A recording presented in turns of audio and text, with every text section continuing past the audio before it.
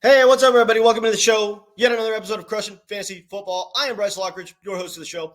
All right, guys, today I am going to be giving you guys my guide to the 2023 fantasy football season, and I am stoked to give you guys this video because I think it's going to be like more helpful than any video I've posted this offseason. So you guys are going to love this one. I'm going to get started right here with the first thing on my list. Now, the first thing we've got to do in the 2023 season is we've got to adjust our ADP and players based on the strength of schedule that's come out. Now, you can go over to all these different ranking platforms, and none of them adjust their ADP after the schedules come out, and it makes no sense. How can we have a player at a certain position, and then it comes out that they have a really tough schedule, and we don't drop them at least a little bit in our rankings? This is simply just failing to make adjustments. It doesn't make sense. It's a rookie mistake. Look, Saquon Barkley and Jonathan Taylor are perfect examples of this, okay? They are top 5 overall in a lot of people's rankings, right? Me personally, I was lower on them than consensus to begin with, and I think that taking either of these guys top 5 overall is a mistake. But that was before the schedule came out, right? So now the schedule comes out, and these two running backs have two of the toughest schedules for any running back in the entire NFL that's fantasy relevant, and they haven't dropped in anyone's rankings at all. They're still like second, third, fourth overall, sometimes first overall in people's rankings, and this makes absolutely no sense considering the fact that they have ridiculously tough schedules. So, how can these schedules come out and we don't adjust our rankings at all? Saquon Barkley and Jonathan Taylor are just two examples, but you could look at all these different rankings platforms, and they don't adjust their rankings when the schedule comes out, which makes absolutely no sense. We've got to make these necessary adjustments to stay ahead of the game. Next on my list is we need to start taking the yards per route run efficiency metric for wide receivers a lot more seriously. So if you look at the top 5 yards per route run leaders, last year we got Tyreek Hill, Justin Jefferson, Jalen Waddle, A.J. Brown, and Stephon Diggs. Pretty awesome, right? These guys are all awesome fantasy wide receivers that go off pretty much every single season. And what this tells you is that if you just go through and look at this metric, you could reasonably predict that every wide receiver that's in the top 5 of this metric will see an increased target share the next season. Now, let me give you an example of this based on rookies, okay? Justin Jefferson in 2020, 2.66 yards per route run. Jamar Chase in 2021, 2.51 yards per route run. Chris Olave last year, 2.42 yards per route run. Now, obviously, Chris Olave hasn't had a sophomore season yet, but we look at Justin Jefferson and Jamar Chase. They had those awesome yards per route run efficiency metrics in year 1. And in year 2, they both saw a significant bump in target share, literally like a 5+ percentage point bump in their offense, in their overall target share percentage from their rookie year to their sophomore year, because they had awesome efficiency metrics, especially considering the yards per route run efficiency metric the season before. So we can reasonably expect Chris Olave to come out this season and see a significant bump in target share. And he was already targeted a lot for a rookie. So watch out for Chris Olave this season. Bottom line is we need to start taking the yards per route run efficiency metric a lot more seriously, because it almost always indicates that the receiver that has a good yards per route run efficiency is going to receive a significant bump in target share the following season. Next on my list, what we really want to look at here is having reasonable expectations when it comes to a robust running back strategy. Okay? Gosh, I'm a mess right here. So, being realistic when it comes to a robust running back strategy, right? I don't see how, with the increased target share for wide receivers and the increased number of split backfields, I don't see how we can implement a robust running back strategy without a high level of risk, okay? Because, we could go running back at our first pick, second pick, and third pick, and then we're neglecting wide receivers, which is absolutely a huge mistake in nowadays fantasy football climate, considering it's more and more of a passing league.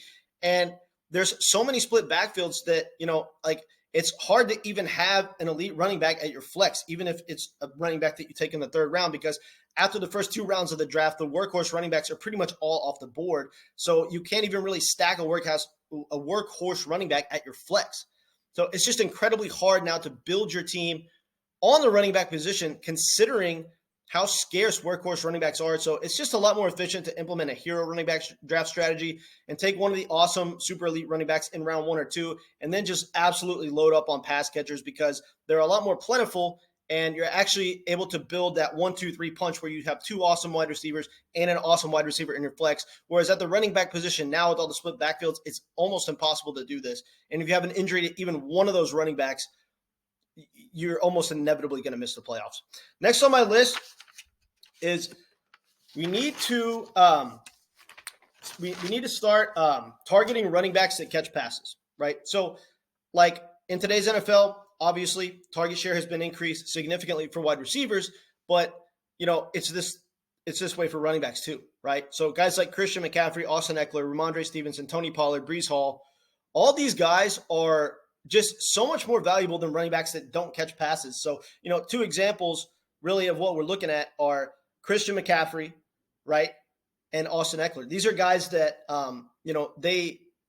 they had absolutely dominant fantasy seasons, in all of their healthy seasons in recent years, right? So, Christian McCaffrey, his 2 last healthy seasons on the Panthers, last year on the Panthers and San Francisco, he was seeing on average 7.5 targets a game and was a running back 2 in fantasy. Austin Eckler was a running back 1 in fantasy, and this dude was receiving close to 8 targets a game. Now, anybody that knows me knows that I'm a little bit lower than Austin Eckler than consensus this coming year because of the increased passing weapons in the offense. I think that, he's going to be targeted a little bit less. But the fact of the matter is we have to target running backs that catch passes because at the end of the day, for PPR formats, they have significantly higher upside. So we want to draft guys like CMC, Austin Eckler, Ramondre Stevenson, Tony Pollard, and Breece Hall because these are guys that catch passes. And running backs that put up crazy yardage totals but don't see a healthy target share out of the backfield, their ceiling is just going to be a little bit capped. Next on my list is one of the most important things I have here. And so no matter what you do in fantasy, no matter how much of my advice you take and implement it into your fantasy strategy for this year, if you're not playing in multiple leagues, you are just in a spot where you're putting yourself at a disadvantage, right? Because there's so many random things that can happen in fantasy football that can derail your season, no matter how well you draft or manage your team, that if you're only playing in one league, you're just setting yourself up for failure. So fantasy is all about sample size, right? If we're playing in a league where we have an edge, we would much rather be in 10 of those leagues than one of those leagues because one of those leagues we could easily get screwed over. But if we're in 10 of them, odds are, we have a good chance to win 3 or 4 of them, right? If we're playing against players that were significantly better than, which if you're looking at it from a monetary perspective, you should always want to play against players that are worse than you.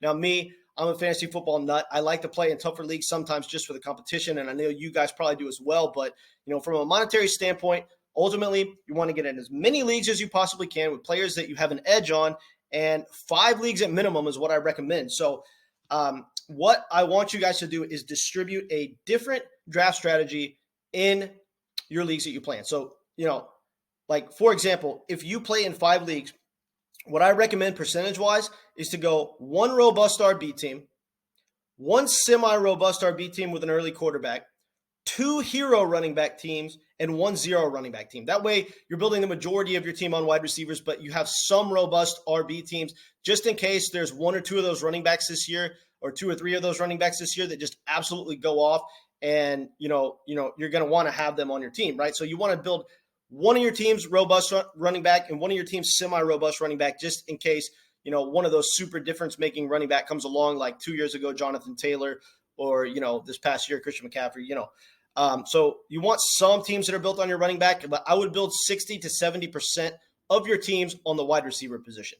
Next on my list is we are going to have to understand our Leaguemates tendencies going forward, because the fact of the matter is you go into your draft every year with a certain plan, right? And a lot of times this plan gets derailed because certain people do things that you don't expect them to do in the draft. Like, you might think that you're going to take Jamar Chase with the 3rd overall pick, and, he gets picked at number 2, or he gets picked at number 1, or you might think that, you're going to take Christian McCaffrey at pick 3 because everyone goes Justin Jefferson, Cooper Kupp in rounds 1 and 2, or Justin Jefferson, Jamar Chase in rounds 1 and 2. But then, he goes earlier off the board than you expect because somebody wanted to build their team on the running back position. So fact of the matter is things happen all the time in your draft that you just don't expect. So it's good to understand your league mates' tendencies so you know who they're probably going to draft, because it's easier to plan your next pick, but also be able to make adjustments in case they draft somebody that completely surprises you. Next on my list is I'm going to just go ahead and give you guys my list of players that I think are going to be round 1 busts. Now, every season, at least 35 to 40% of first-round picks bust. Now, last year, there were less first-round busts than there had been in a long time. Most of the people returned their ADP or at least did very well. Jonathan Taylor, though, was a huge bust, a consensus 101 last year. In the 2021 season, like 60% of the consensus first-round picks were a bust. So despite the fact that all these players look really juicy, a large percentage of them are going to bust, or a decent percentage of them are going to bust. The numbers from previous years will show us that. And so it's really important to know who these guys are so we don't draft them. So the players that I think are going to be a first-round bust this year are Travis Kelce, Austin Eckler, Nick Chubb, Derrick Henry, and Saquon Barkley. Now, I'm not sitting here telling you that all these guys are just absolutely going to suck. I'm saying they're not going to return first-round value, right? So, Travis Kelce, right? He's getting older, right? I think the team's going to run the ball a little bit more this year with Isaiah Pacheco. Will Travis Kelce still get a very healthy target share in this very good offense? Yes. Will he still be a very good tight end, potentially the number one tight end in fantasy? Yes. But he's not worth the first-round pick because you're going to be overcompensating at the running back and wide receiver position for the rest of the draft because you took a tight end in round one. And with that being said, I don't think he's going to return ADP. I think he's going to return maybe second or third round value this year, but not really be worth a first-round pick. So I would actually fade him in the first round and only draft him if he somehow slips to round two, which probably won't happen. So I would honestly just plan on fading Travis Kelce altogether. Next is Austin Eckler. Guys, Austin Eckler has been awesome for the past 2 seasons, right? But his touchdown rate has been so freakishly high that it's just unsustainable. I know that he plays in a very good offense that provides him scoring upside, but if Keenan Allen, Mike Williams, and Quentin Johnston all stay healthy, there is no way in the world that they're not going to siphon quite a bit of touchdowns away from Austin Eckler and quite a bit of targets away from Austin Eckler that he would normally be getting, because we know that, he receives a ton of targets out of the backfield. He lines up as a wideout. Fact of the matter is, these receivers are going to be taking targets away from him, and they're going to be taking touchdowns away from him. So if they're actually able to stay healthy this year and Justin Herbert stays healthy and is himself able to run the ball, Austin Eckler's upside is severely capped, so I don't think he's going to return first-round value. Nick Chubb doesn't catch passes. I don't need to say anything else. If he does not catch passes, and he's a running back that does not catch passes, he does not belong in round one of the draft. Derrick Henry, same thing, shouldn't be drafted in round one because he doesn't catch passes. For PPR leagues nowadays, if you're not a pass-catching running back, you have no business going in the first round. And the other player I have here that's going to be a round one bust is Saquon Barkley. This guy is not going to return his ADP. I really don't think so. He has a very tough schedule, probably the toughest schedule of any running back in the entire league. So he's based on a long history of fantasy football, we know that these players almost never return their ADP if they have a tough schedule. On top of that, last year, he really didn't present that high of a ceiling, right? He was just extremely consistent, but had very few super high ceiling games where he got you 35 PPR points, right? He just didn't have many of those huge games. He was more just consistent and steady. And I don't like players that don't have a massively high ceiling going in round one. So those are my list of busts. I know these players all look juicy, but let's keep in mind 35 to 40% of these players bust every single season. They go in the first round. And I'm pretty sure I just gave you the list of those players that are going to be a bust. So you're welcome. Fade these guys and don't shoot yourself in the foot in round one. Next on my list is I'm going to give you my list of sleepers. Now, I've got my entire list of sleepers on my Patreon. Link is in the description below if you want to go over to my Patreon and get my entire list of sleepers for the 2023 season broken down into rankings and tiers. It's a tremendously helpful tool. But for the sake of today's video, I'm going to be giving you my top 3 sleepers. These are my top 3 sleepers on the list for 2023. Deshaun Watson, Calvin Ridley, and Darren Waller. Now, what all these guys have in common is we haven't seen them play in recent years, right? Deshaun Watson has been out, right, because of the situation. Calvin Ridley, he's been, he had all kinds of different things going on. That's why he missed some time. And then Darren Waller has obviously been injured the past 2 seasons. So all of these players have shown freakishly high ceilings in the past, but people are scared to draft them because they haven't seen them play in a while. And situations like this are where you get the best value in players every single season. If it's a player that has a high talent level and is in a good situation in their offense, but people haven't seen them play in a while, people are sleeping on them just because they haven't seen them play in a while, and either they forgot about them or they don't trust them. But there's really no reason to not trust any of these 3 guys. Deshaun Watson is in a better system than he's ever been. Every single year that he was in Houston, he was a top 5 running back in fantasy points per game. He's now in by far a better offense than he's ever been in. Dude's going to go off. Calvin Ridley now has a better quarterback than he's ever had in the 3rd year of Trevor Lawrence slinging him the rock. He's going to go off. Darren Waller is in an offense that is starving for pass catchers. Look, who else are the Giants going to throw the ball to? They don't have any wide receivers. Darren Waller is going to be the number 1 target hog in this offense, and it's an offense that, we've got a great running back in the backfield in Saquon and a quarterback that has at least exceeded expectations a little bit in Daniel Jones. So, does this offense have some upside? Yeah, it's possible. I don't think they're going to be a good offense. I don't think, they're probably going to be somewhere between top 15 and top 20. but they're not going to be terrible. So Darren Waller does also have some touchdown upside. Bottom line is all these players have freakishly high ceilings and come at a tremendous draft value because people haven't seen them play in a while. And so their ADP is slipping to way lower than it should be. So grab these sleepers. They're going to be league winners this season. And the last thing I wanted to go over here is, this is the last thing on my list here. Look, I have a list here of players that I just think are absolutely bust-proof this year. Now, I don't like saying that a player is bust-proof because technically that's impossible, right? It's technically impossible for a player to be bust-proof. Everybody has the potential to bust. But the players that I have on this list, I feel like, outside of an injury to themselves or their quarterback, like it's extremely unlikely that they bust. And so if you want to go with a player that's like a for sure thing and has a very low level of risk along with a very high ceiling, I've got the players here for you on this list. We've got Christian McCaffrey, Justin Jefferson, Cooper Kupp, Jamar Chase, Bijan Robinson, Stephon Diggs, Garrett Wilson, Josh Allen, Jalen Hurts, and Amari Cooper.